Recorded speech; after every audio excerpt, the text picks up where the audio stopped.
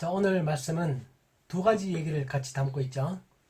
네, 첫 번째 22절에서 23절까지는 예수님께서 십자가에 죽으시고 다시 부활할 것이다 라는 사실을 또 말씀하십니다. 이 마태복음에 보면 그 나중에 이제 최후의 만찬 때 예수님께서 이제 내일이면 내가 십자가에 못 박혀 죽을 것이다, 그런 말씀 하기 전까지 예루살렘에 가시는 길목에서는 예수님께서 이 말씀을 세 번 하십니다. 세 번 하시는데 오늘이 그 두 번째입니다. 첫 번째가 언제였냐면 저번에 예수님께서 변화산 위에서 베드로의 신앙 고백을 듣고 난 다음에 그러고 놀라운 영광스러운 모습을 보여주시고 난 다음에 예수님께서 십자가의 죽음을 말씀하셨죠. 오늘 두 번째 그 말씀을 하시는 것입니다. 또 그리고 오늘 본문에서 두 번째 얘기는 성전세를 내는 이야기입니다. 성전세라는 게 그 이스라엘 사람들이 성전을 유지하기 위해서 보통 그 6월절 때쯤 되면 성전세를 받았다고 합니다. 그 받았던 그 근거는 뭐냐면 출애굽기 30장에 나와 있습니다. 하나님께서 모세를 통해서 말씀하시면서 이 성전을 유지하고 관리하고 하는 것이기 때문에 이스라엘 사람들은 성인들, 남자들마다 한 명당 반 세겔 내게 되어 있습니다. 오늘이 지금 6월절 근처에 온 거죠. 지금 예수님께서도 예루살렘 가시는 그 길 자체가 6월절을 지키기 위해서 가시는 것이고 예수님은 6월절 날 잡혀서 십자가에 돌아가시는 거죠. 그래서 때마침 절기가 그때이기도 합니다. 그래서 예수님이 글로 지나가니까 그 성전세를 받는 사람들이 베드로한테 물어보는 거죠. 너희 선생은 성전세 반세겔 왜 안 내느냐? 쉽게 말하면 그런 얘기입니다. 그 예수님께서 그 성전세를 내시는 장면, 이게 오늘 두 가지 얘기인데 이 두 가지 얘기가 전혀 아무런 관계가 없어 보이죠. 이 두 가지 얘기가 왜 이렇게 관계가 있나 싶기도 한데 마태는 이 두 가지 얘기를 잘 연결함으로 해서 여기서 우리들에게 아주 중요한 교훈을 주고 있습니다. 오늘 이 두 가지 내용을 우리가 한번 보려고 합니다. 그래서 우리가 처음 봤던 것처럼 첫 번째 예수님께서 이 두 번째의 십자가의 죽음을 예고한다 라는 이 자체가 어떤 의미를 갖는 것이냐라고 한다면 예수님께서는 이 십자가의 죽음이 하나님의 뜻이다라는 사실을 확실히 인지하고 있는 것입니다. 그렇죠? 자기가 지금 이제는 예루살렘을 가게 되는 거고 가서 십자가에 못 박혀 죽을 것이고 그리고 그것은 예수님 자기 자신을 향한 하나님의 뜻이다. 그걸 명확히 알고 있는 것이고 그 내용을 자기 제자들에게 세 번에 걸쳐서 그렇게 말씀을 하십니다. 또한 동시에 예수님께서는 그 십자가의 죽음이 하나님의 뜻이기도 하고 두 번째는 예수님 스스로도 그것을 자신의 뜻으로 받아들이고 그걸 확실하게 자기의 의지로 선택한다는 것입니다. 참 이것이 주는 의미는 뭐냐면 우리가 살아가면서 자, 나의 삶을 향한 하나님의 뜻이 무엇인가? 내가 이걸 알 수만 있다면 참으로 나는 행복한 삶을 살 수 있을 것 같습니다. 내가 이 땅에 태어난 목적이 무엇이며 내가 이 땅에 살아간 이유가 무엇이며 내가 가야 될 공적인 방향은 무엇인가? 그런 것들 내가 안다면 참 내 삶은 힘이 있겠죠. 그리고 의미도 있겠죠.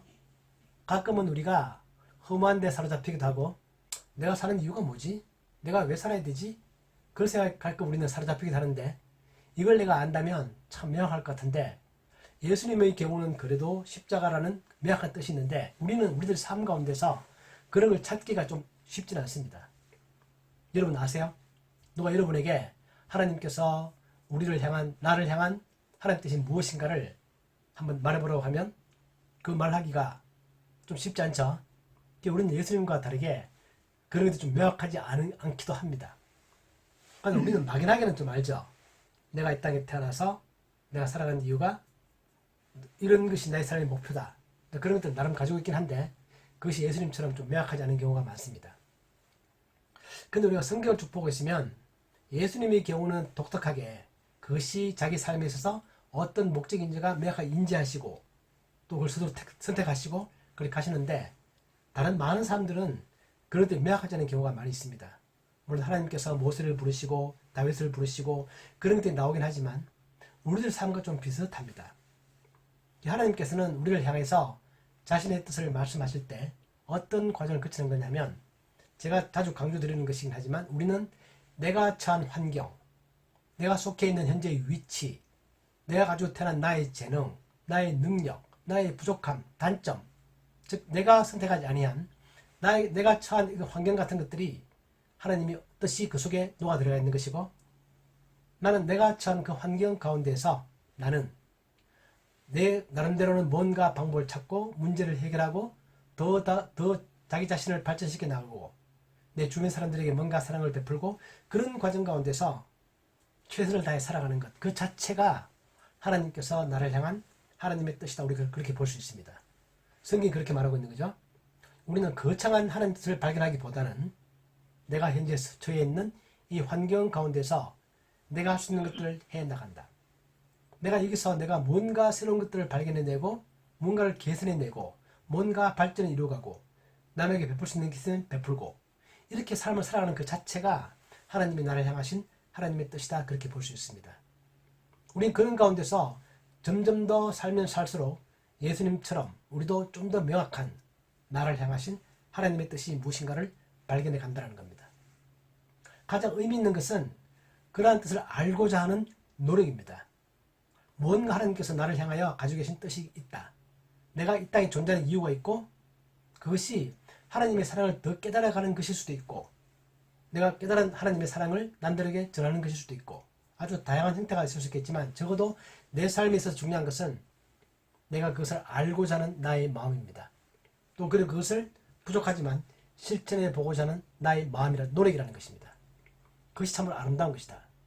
그래서 우리는 내가 가진 것이 부족하다, 내가 원망스럽다 그런 마음이 아니라 뭔가 하나님께서 나를 현재 위치에 속하게 하신, 처하게 하신 그런 것들이 있다 라는 걸 생각하면서 그걸 따라가는 것, 그걸 알고자 하는 것, 그런 것이 참으로 중요한 것이다라는 겁니다. 오늘 본문에 보면 아주 중요한 단어가 등장합니다. 오늘 본문에 보면 예수님께서 그렇게 말씀하시죠.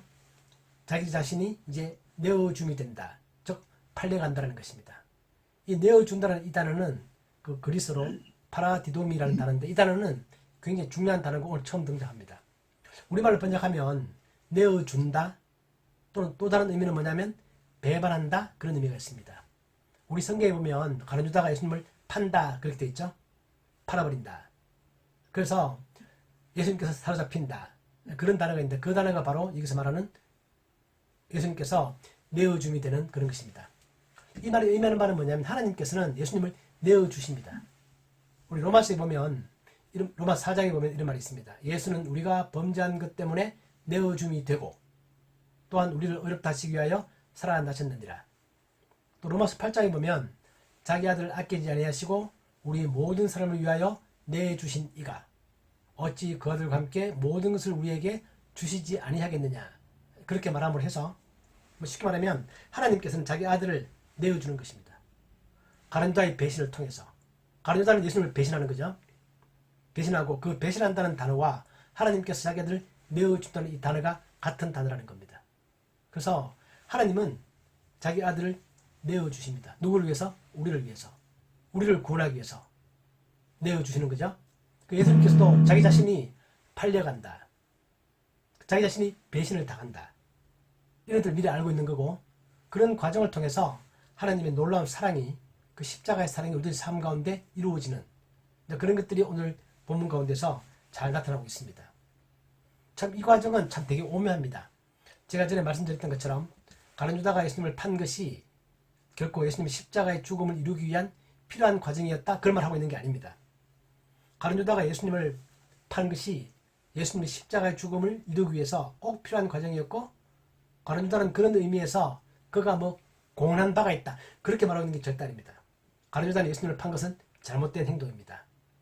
이것은 우리가 창세기에 보면 요셉의 형들이 요셉을 팔았기 때문에 요셉이 가서 총리가 되었고 또 중간에 보디발의 아내가 요셉을 유혹했기 때문에 요셉을 거절하는 바람에 감옥에 갔고 그런 과정을 통해서 총리가 되었기 때문에 요셉을 파는 형들이나 또 요셉을 유혹했던 그 보디발 아내가 요셉이 총리가 된 것에 공헌한 것이 있느냐?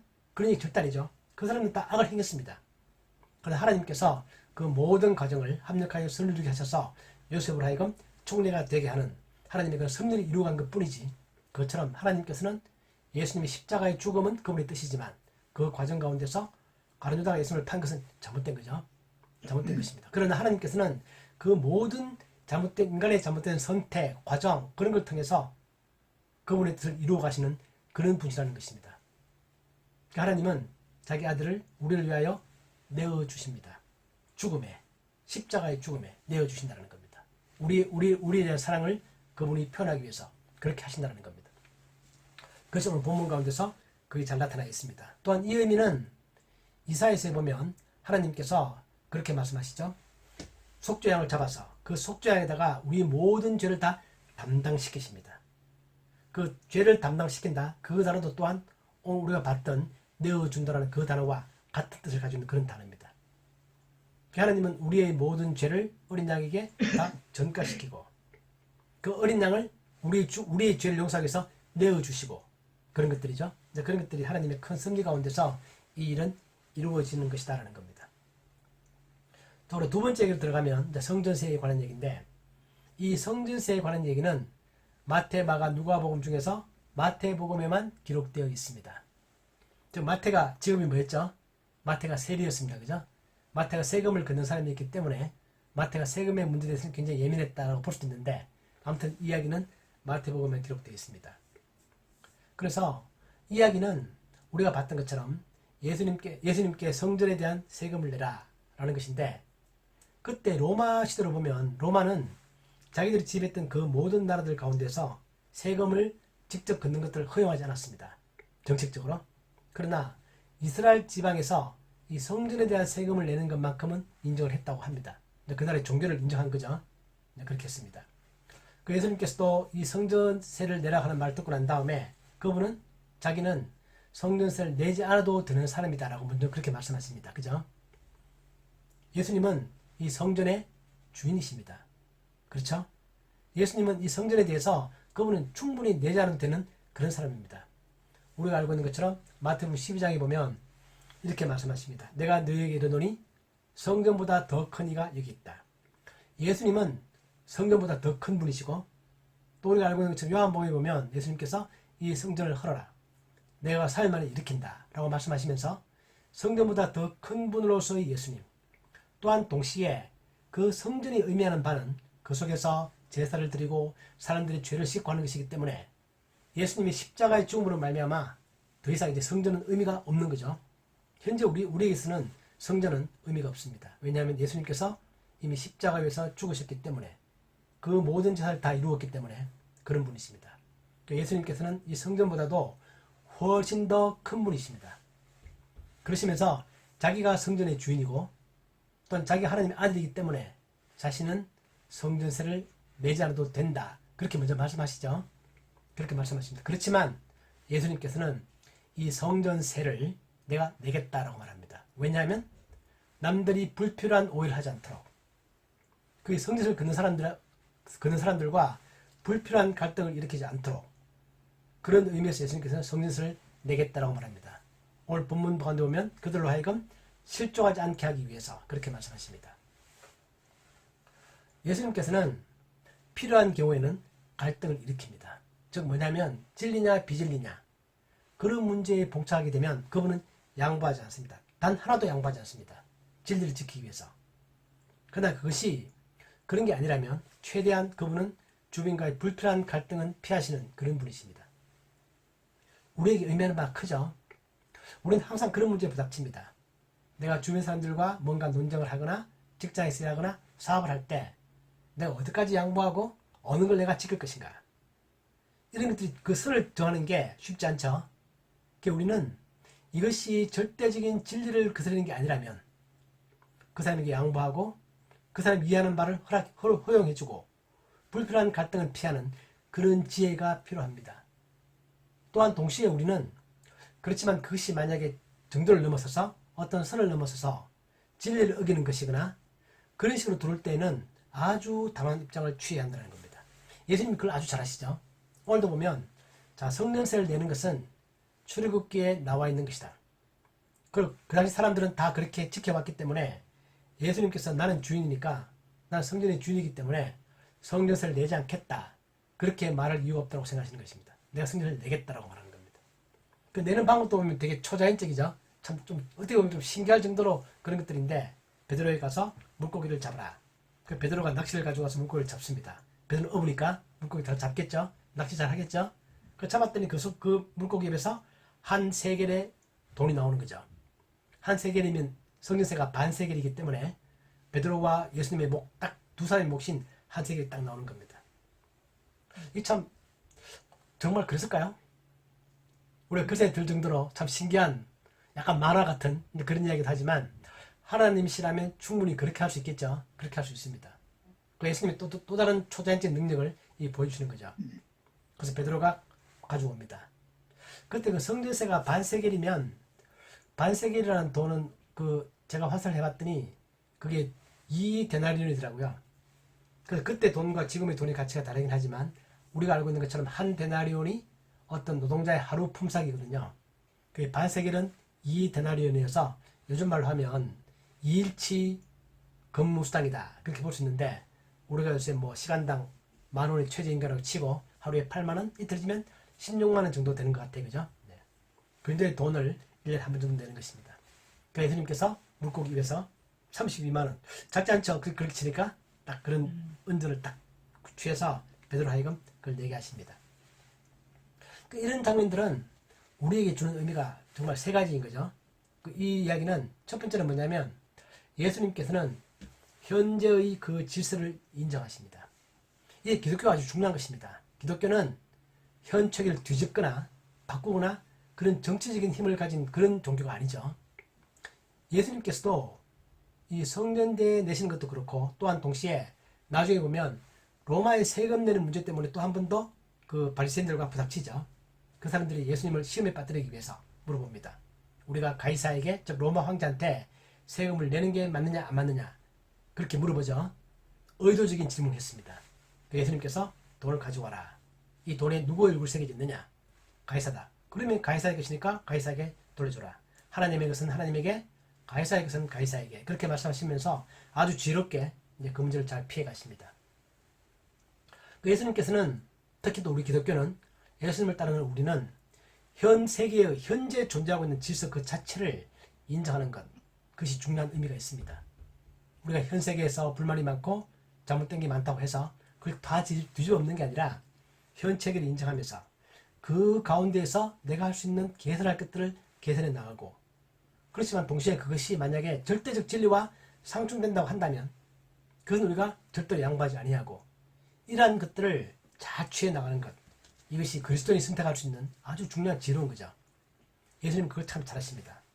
그렇게 말하면서 우리가 언젠가 저 성전이 무너질 것이고 나중에 저 성전이 의미가 없는 것이 된다 할지라도 현재 우리는 저 질서를 인정한다. 그리고 내가 성전세를 내겠다라고 말하는 겁니다. 그리고 두 번째는 예수님이 나중에 십자가에 못 박힐 때 보면 사람들이 예수님을 고발할 때 신성 모독죄를 고발하면서 또한 동시에 성전을 모독했다고 그렇게 고발을 합니다. 그죠? 예수님을 고발하면서 저 사람이, 저 청년 예수가 성전을 헐어라. 헐면 자기가 살만을 일으킨다고 그렇게 말을 했다. 그래서 성전을 모독한 것이다. 그렇게 말했죠. 그래서 바리새인과 그 제사장들이 예수님을 십자가에 못 박기 위해서 거짓 증거를 많이 찾았다고 되어 있습니다. 뭐 좀 잘못된 증거 없나. 그 좀 들어봐도 다 좀 황당하기도 하고 자기 스스로 생각해도 좀 말이 안 되는 것들이 많았는데, 그러나 지금 방금 말한 성전을 모독했다는 것은 실제로 예수님 그와 비슷한 말씀을 하셨죠. 그렇기 때문에 자기들이 생각할 때 말이 된다고 생각했습니다. 딱 채택한 거죠. 그 청년 예수님이 물어봤습니다. 너 정말 그때 성전 헐라고 말했냐? 했더니 예수님께서 침묵하셨습니다. 그때는.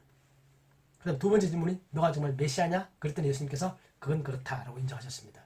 그렇기 때문에 오늘 근데 우리가 생각해보면 예수님은 성전 그 자체를 모독한 거 아닙니다. 예수님 성전세도 내셨습니다. 성전을 인정하십니다. 다만 영적으로 저 성전이라는 것은 예수님 자신을 가리키는 것이고, 그 다음에 자신의 십자가의 죽음과 사흘 뒤에 부활할 거라는 것을 말하고 있는 거지 성전 그 자체를 모독했거나 그걸 부정했거나 그런 거 아니죠. 그렇다면 오늘 성전세를 내지 않았을 것이기 때문에 그런 의미를 담고 있습니다. 또 하나 세 번째 담고 있는 것은 뭐냐면 정말 중요한 거죠. 오늘 제가 이야기의 결론으로 삼고 싶은 부분입니다. 그분은 성전세를 내지 아니할 권리와 자유를 가지고 있지만 불필요한 갈등을 없애기 위해서 기꺼이 그 성전을 내십니다. 이 기독교의 중요한 정신입니다. 바울은 보면 로마서 14장과 그리고 고린도서 8장에서 음식물에 대한 얘기를 하면서 그렇게 합니다. 자, 기독교인들은 모든 걸 다 먹을 수 있는 자유와 권리가 있다. 설령 우상에게 바쳐진 제물이라 할지라도 나는 그걸 먹어도 전혀 내 신앙에 걸림이 없다고 한다면 먹을 수 있다. 그렇지만 내가 이걸 먹음을 해서 다른 사람들이, 신앙이 약한 사람들이 시험에 빠진다면 나는 그것을 먹지 않겠다라고 말하는 겁니다. 즉 자신의 정당한 권리와 자유를 남들을 배려하는 차원에서 그것을 자기는 사용하지 않는 것입니다. 오늘 예수님이 오늘 예수님께서 그 모범을 보여주시는 것이죠. 그러면서 우리가 이 말씀을 보고 있으면 우리가 어떻게 살아가야 할 것인가가 참 우리에게 참 잘 보여집니다.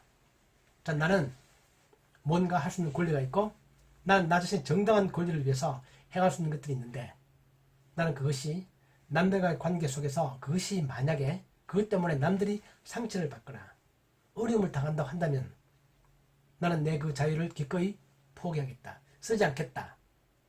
그것이 성경이 말하고 있는 것처럼 대인관계에 있어서의 골든 룰입니다. 즉 남의 입장에서 한 번 더 생각해 보는 것, 역지사지해 보는 것, 그것이 바로 성경이 우리들에게 말하고 있는 그리스도의 태도라는 것인데 오늘 예수님께서 정말 그렇게 행동하십니다. 이러한 예수님의 행동은 오늘 본문에 보면 본문에 나타나 있는 것처럼 그것이 극치에 이루는 게 바로 십자가죠. 저는 십자가 생각할 때마다 그 의미가 정말 너무 좀 오묘합니다. 하나님이 우리를 사랑하시는 방법이 십자가의 죽음을 통하여 우리를 사랑하시는데 하나님이 왜 그렇게 하실까? 하나님은 왜 사람들이 눈높이에 맞춰서 자기 자신을 낮추실까라는 겁니다. 저는 그것을 메시아의 눈높이 맞추기 그렇게 부르고 싶습니다. 하나님께서 우리 사람들에게 자기의 눈높이를 맞추는 것입니다. 이것이 사랑의 극치다. 그것이 나타나는 것이 십자가고 하나님이 우리를 대하시는 방법이다. 여러분들은 남들의 눈높이에 잘 맞추세요? 내가 자녀를 키울 때 자녀의 눈높이에 나를 맞추십니까? 내가 손자를 키우면 손자의 눈높이에 내가 나를 잘 맞추냐라는 것입니다. 우린 그렇게 하기보다는 내가 가지고 있는 게 많고 경험도 많고 지식도 많다 보니 그 위에서 항상 남들을 지도하려고 그러고 이끌려고 그러고 약간은 어떤 의미에서 강요하려고 하고 그런 자세를 취하기 쉽죠. 그런데 하나님은 그렇게 하지 않으십니다. 하나님은 그 눈높이로 낮아지십니다. 그것이 십자가인데 하나님이 이 땅에 오셔서 인간의 몸을 입고 오셔서 인간들이 정말 싫어하는 그런 십자가의 형을 당함으로 해서 우리를 사랑하는 것을 보여주시고 우리의 모든 죄를 용서하시는 그런 방법을 택하시는 것 자체가 그분은 우리와 하나님의 관계에 정말 너무너무나 거리가 먼데도 불구하고 그렇게 낮추는 그 모습들은 정말 우리가 아무리 생각해도 이해하기 힘들 만큼 그런 많은 것들을 그 속에 함축하고 있고 하나님의 사랑이 그 속에 많이 표현되어 있다고 그렇게 보여집니다. 오늘 예수님께서도 오늘 이야기를 보면 내가 십자가에서 죽을 것이 확실하고 그건 그분의 뜻이고 나는 그 길을 갈 것이고 그러니까 지금 제 아들은 그 말을 들어도 무슨 말인지 잘 이해 못하고 있지만 그래도 계속 설명하시면서 그것을 이해시키려고 노력하시고 그러면서 성년세를 내지 않아도 되지만 그분은 성년세를 구해서 내시고 그런 행동을 통해서 그분은 사람들이 가지고 있는 그 눈높이 기준에 맞추려고 계속 노력하신다는 겁니다. 그리고 그것이 당장은 아무런 성과를 내지 못한다 할지라도 언젠가 제 아들이 그걸 깨닫고 십자가의 의미를 깨달을 때가 온다고 믿고 그런 길을 계속 간다는 겁니다. 그러니까 우리는 오늘 이 본문을 보면서 우리 자신을 다시 한번 삶을 저도 한번 돌아보고 우리 다 같이 한번 삶을 돌아보기를 원합니다. 과연 나는 하나님께서 얼마나 낮추어서 자기 자신을 낮추어서 나의 눈높이에 맞추시는 그런 사랑을 보여주시는가 그걸 내가 더 잘 알려고 노력하고 그런 가운데서 나를 향하신 하나님의 뜻이 무엇인가를 깨달아가고 또한 동시에 나도 하나님처럼 내 주위에 있는 모든 사람들에게 나 자신을 낮추어서 그의 눈을 내가 맞추어서 역지사지 남의 입장에서 한 번 더 생각해보고 그것이 완벽하지 않다 하더라도 최대한 그렇게 노력하는 그런 삶을 살아가야 되겠다 그런 결심을 해봅니다. 그럴 때 우리들의 삶 가운데 하나님의 뜻이 이루어지고 하나님의 사랑이 이루어지고 그런 우리의 삶의 스타일이 주변 사람들에게 빛과 소금으로 뭔가 의미를 주고 영향을 주고 그것이 우리가 살아가야 되는 나의 삶의 모습이고 내가 살아야 될 이유고 이제 그런 것들을 다시 한번 더 발견하면서 이렇게 살아갈 수 있는 그런 노력을 하는 그런 참 노력 그 자체가 아름다운 축복인 그런 축복이 우리 예수마을교회 여러분 모두에게 차고 넘치기를 예수님 이름으로 축복합니다. 아멘. 기도하겠습니다. 하나님 아버지, 오늘 우리가 이 본문을 보면서 예수님께서 정말 십자가의 길을 하나님의 뜻으로 인지하시고 또한 자기 자신 스스로 그 길을 따라가기로 결심하는 모습들을 바라봅니다. 또한 예수님께서는 성전세를 내지 않아도 되는 자유와 권리와 그 위치에 계시지만 그러나 또한 다른 사람들이 실족하지 않기 위해서 그들을 배려해서 또한 성전세를 내시는 모습을 바라봅니다. 하나님, 우리도 이러한 삶을 살아갈 수 있도록 우리를 축복하시고 인도하여 주옵소서. 내가 조금 더 눈높이를 낮추어서 다른 사람 입장에서 생각하는 그러한 삶을 살아가는 저희들이 되게 하여 주옵소서. 예수님의 이름으로 기도하옵나이다. 아멘. 아멘. 아멘.